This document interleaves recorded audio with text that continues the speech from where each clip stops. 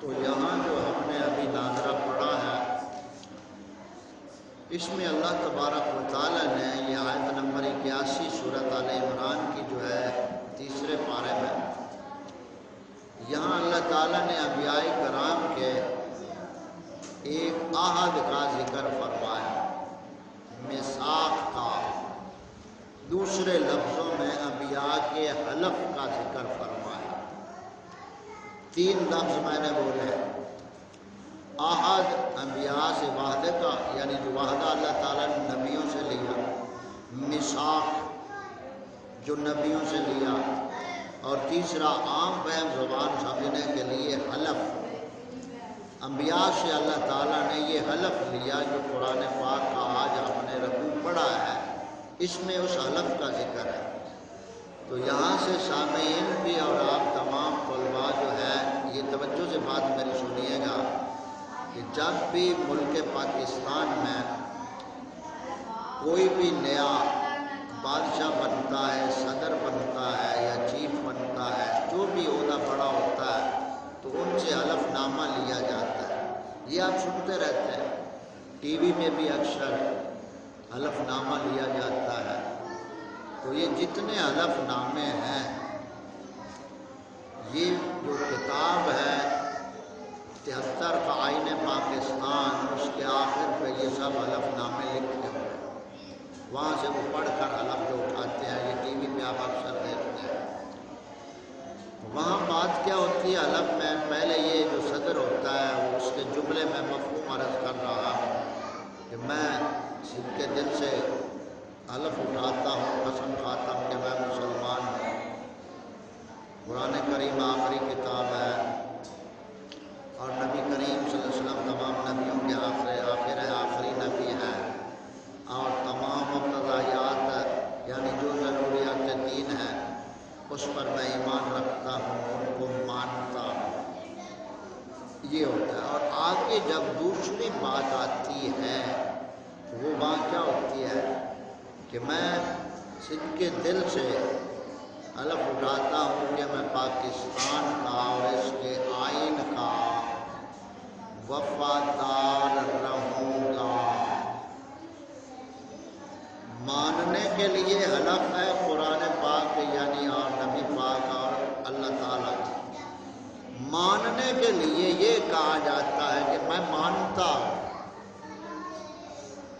جب وفاداری کی بات آتی ہے تو کہتے ہیں پاکستان کا وفادار رہوں گا۔ اب یہ منافقت آپ کی سمجھ میں آئی ہے؟ بہت دیر بعد آئے گی۔ وفاداری اسلام کے ساتھ کیوں نہیں؟ جب وفاداری کا لفظ آتا ہے تو کہتے ہیں پاکستان کا وفادار رہوں گا، اور جب ماننے کی بات آتی ہے تو کہتے ہیں اللہ کو مانتے ہیں، حکم اعلیٰ کا، اقتدار اعلیٰ کا مالک اللہ تعالیٰ ہے، قرآن حق ہے، آخری کتاب ہے، نبی آخر الزماں ہے، مانتا ہوں میں۔ یہاں ماننے کی بات ہے۔ اب جب وفاداری اور چلانے کی بات آتی ہے تو ملک اور قانون کا حلف اٹھایا جاتا ہے کہ وفاداری میری ملک کے ساتھ ہے، ادھر صرف ماننا ہے دین کو، چلانا نہیں، نافذ نہیں کرنا، چلانا نہیں ہے، ادھر صرف ماننے کی حد تک ہے، چلانا قانون انگریز کا ہے اور وفاداری پاکستان کے ساتھ ہے، اسلام کے ساتھ نہیں۔ یہ سب سے بڑی منافقت ہے جو حلف ناموں میں یہ بدھو ملا اور پیر اور یہ عوام بیچاری، جیسے وہ ان پڑھ عوام تھی نا بنی اسرائیل میں، ان کو جیسے وہ دھوکہ دیتے تھے، ان کے جو شاطر ملا پیر ہوتے تھے، آج کے اس دور میں ان حلف ناموں کو یہ ملا اور پیر نہیں سمجھ سکے کہ یہ منافقت کیا ہے۔ کہتے ہیں جو حلف اٹھاتے ہیں قرآن کا، بھائی یہ کیوں نہیں اٹھاتے کہ جیسے اٹھایا کہ قرآن کو مانتا ہوں اور اس قرآن کو عمل بھی اس پہ کروں گا، یہ کیوں نہیں آگے؟ تو وہاں منافقت ساری ظاہر ہے۔ تو ماننے کے لیے قرآن پاک ہے، اللہ تعالیٰ ہے، لیکن چلانے کے لیے انگریز ہے۔ اور وفاداری کس کے ساتھ ہے؟ پاکستان کے ساتھ۔ وفاداری کس کے ساتھ ہے؟ پاکستان، اسلام کے ساتھ وفاداری نہیں ہے۔ یہ المیہ ہے اصل۔ اب مسٹر کی ساری تقریریں جو آپ کو بتائی سنتے ہیں آپ نیٹ پہ، کہ ہم کتنی گہری دلدل میں گرے ہوئے ہیں۔ تو یہاں جو ہم نے پڑھا ہے اس رکوع میں اللہ تعالیٰ نے نبیوں کے حلف نامے کا ذکر کیا، اور یہاں دونوں باتیں ہیں، ماننا بھی ہے اور مدد بھی ہے۔ مدد کا مطلب ہے نافذ کرنا، یہی ہے۔ اور اسی دو لفظوں پہ ہم آ جاتے ہیں، ساری آیت میں وقت زیادہ لگے گا۔ تو اللہ تعالیٰ یہاں فرماتا ہے نا وَلَا تَنْصُرُنَّ لَا تُؤْمِنُنَّ بِهِ، تو تم ضرور اس پر ایمان لانا۔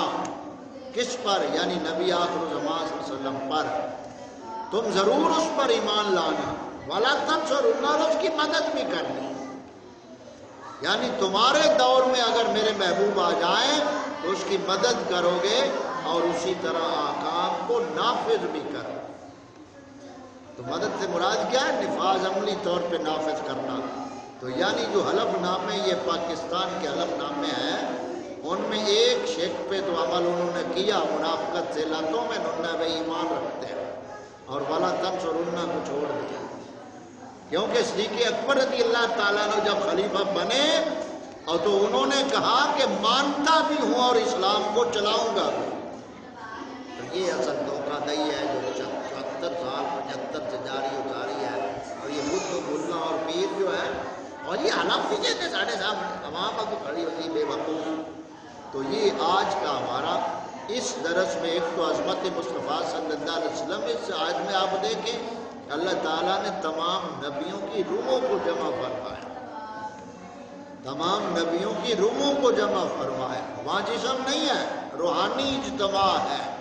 اور کس کے لیے نبی جمع ہو رہے ہیں؟ روحانی اعتبار سے، روحوں کے اعتبار سے پیارے محبوب صلی اللہ علیہ وسلم کی عظمت کے اقرار کے لیے، عظمت و شان کے اقرار کے لیے اللہ تعالیٰ نے تمام نبیوں کو جمع فرمایا، اور فرمایا وَإِذَا أَخَذَ اللَّهُ مِيثَاقَ النَّبِيِّينَ، اور یاد کرو جب تیرے رب نے نبیوں سے وعدہ لیا، عہد لیا، حلف لیا۔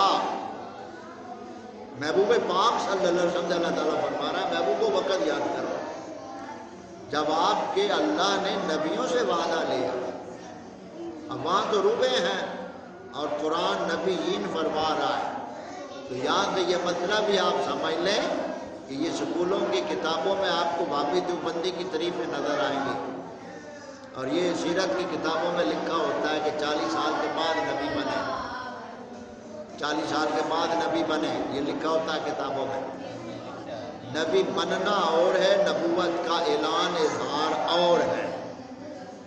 اگر 40 سال کے بعد نبی بنے تو رب نبیوں کو کیوں فرما رہا ہے جو روحیں ہیں؟ تو نبی ازل سے ہی ہوتے ہیں، آگے اعلان ہوتا ہے جب اللہ کا اذن ہوتا ہے، نبی اس وقت نبوت کا اظہار کر دیتا ہے۔ تو یہ مسئلہ سمجھ آ گیا؟ تو اللہ تعالیٰ فرماتا ہے محبوب کو وقت یاد کرو جب آپ کے اللہ نے نبیوں سے وعدہ لیا، کس بات کا؟ آگے وہ بات بتائی جا رہی ہے، لما آتیتکم من کتاب و حکمت، کہ میں جو کچھ تمہیں دوں اے نبیوں، جب میں تمہیں کتاب اور حکمت دوں، دی نہیں ہے ابھی، دوں تو تم نے کیا کرنا ہے؟ پھر میرا رسول تمہارے پاس آ جائے، یعنی محبوب پاک صلی اللہ علیہ وسلم یہ تمہارے پاس آ جائیں تو تمہارا جو کچھ میں تمہیں دوں گا اس کی تصدیق یہ میرا رسول کرے گا۔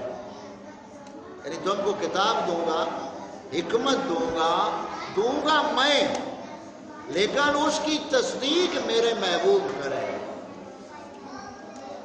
اور تصدیق کیا ہے؟ لَتُؤْمِنُنَّ بِهِ وَلَا تَنْصُرُنَّ، تو تمہاری کتابوں کی تصدیق فرمائے گا، تم ضرور اس پر ایمان لانا اور اس کی مدد کرنا۔ اب دوسرا مسئلہ یہ بھی واضح ہو گیا، جو کہتے ہیں صرف اللہ مددگار اور کوئی مددگار نہیں ہے، تو رب تعالیٰ نے تو نبیوں کی روحوں کو مددگار فرمایا، میرا محبوب کی مدد کرنی، مددگاروں مدد کرنی ہے۔ اور آگے فرمایا اللہ تعالیٰ نے کالا اقررتم، کیا تم کہا فرمایا تم سب اقرار کرتے ہو اس بات کا کہ ہم ایمان بھی لائیں گے اور مدد بھی کریں گے؟ وَأَخَذْتُمْ عَلَىٰ ذَلِكُمْ إِصْرِي، اور اس عہد کے اوپر میرا بھاری ذمہ اٹھاتے ہو۔ یہ نبیوں کی روحوں سے اللہ تعالیٰ فرما رہا ہے، اسری भारी जिम्मा उठाते हो। अब देखो यहाँ अफसर का अपने से छोटे अफसर को अफसर मानना बड़ा मुश्किल होता है, ऐसे ही है ना। यानी जब बराबरी का ओहदा हो तो फिर भी वो एक दूसरे को बातें नहीं है, कोशिश यही करते हैं मायत से ऊंचा हो। तो यहाँ अल्लाह ताला फरमा रहा है मेरे महबूब की अजमत के इकरार का भारी जिम्मा तुम उठाते हो ऐ नबियों, यानी ऐ नूह, क्या मेरे नबी की फजीलत अजमत को मानते हो? मौला मानता हूं। सब नबियों ने प्यारे महबूब सल्लल्लाहु अलैहि वसल्लम की अजमत और फजीलत का इकरार किया। अब अल्लाह ताला फरमाता है कालू अकररना, क्या तुम इकरार करते हो? काला फशदू, सबने अर्ज किया हमने इकरार किया। अब अल्लाह ताला फरमाता है काला फशदू, अब एक दूसरे के गवाह हो जाओ। आए नूह तुम शीश के गवाह हो जाए, शीश तुम आदम के, आदम तुम शीश के, एक दूसरे के गवाह हो जाओ। मूसा ईसा के गवाह हो जाओ कि महबूब करीम सल्लल्लाहु अलैहि वसल्लम की अज़मत को माना हमने और इकरार किया हमने, और ये भारी वजन उठाया हमने अज़मत के इकरार। और आगे अल्लाह ताला फरमाता है अब एक दूसरे के गवाह हो जाओ। वाना माकुम मिन शाहिदीन, और मैं भी तुम्हारे साथ गवाह हूं। यानी तुम एक दूसरे के गवाह हो और मैं तुम्हारी गवाही के ऊपर गवाह हूं। आखिर में फरमाया वमन तवल्ला बाद ज़ालिका फउलाइका हुमुल फासिकून। अब इतनी पक्की गवाही के बाद भी अगर कोई फेर जाए तो वही लोग फासिक हैं। फासिक मानी नाफरमान। तो अब ये जो है ना फाउलाइका, ये जो फा हर्फ है ना फा, अब यहाँ ये फर्क कर दिया इसने, पिछली इबारत और हो गई, फाउलाइका वाली अलहदा हो गई। यानी नबियों से तो मुमकिन ही नहीं कि वो इकरार से फिरें, नबियों से तो मुमकिन ही नहीं कि इस हाथ से फिरें। फिर फाउलाइका हुमुल फासिकून फरमाने का मतलब ये है कि अब आगे मखलूक दूसरी को, ये मुखातिब अल्लाह ताला फरमाता है कि अब मानने वालों में से कुछ जो फिरेगा उम्मत में से तो वही फासिक और नाफरमान लोग हैं। तो ये फा ने हमें फ़ायदा दिया, फा फासला कर दिया, पहली इबारत और हो गई और दूसरी और हो गई। समझ आ गई इस बात की? मोशन को समझ आती है पर देर से आती है। आती जरूर है पर देर से आती है। पहले आती थी हाले दिल पे अच्छी, अब किस बात पे नहीं आती। काबे किस मुंह से जाओगे गालिब, शर्म तुमको मगर नहीं आती। तो यहाँ बात खत्म करते हुए अब सब बच्चे तवज्जो मेरी तरफ करें, सीधे कर बैठो सब बच्चे, तवज्जो मेरी तरफ करो, इसे बंद करो भाई। अब दूसरे सबक की तरफ चलते हैं, बंद कर दो।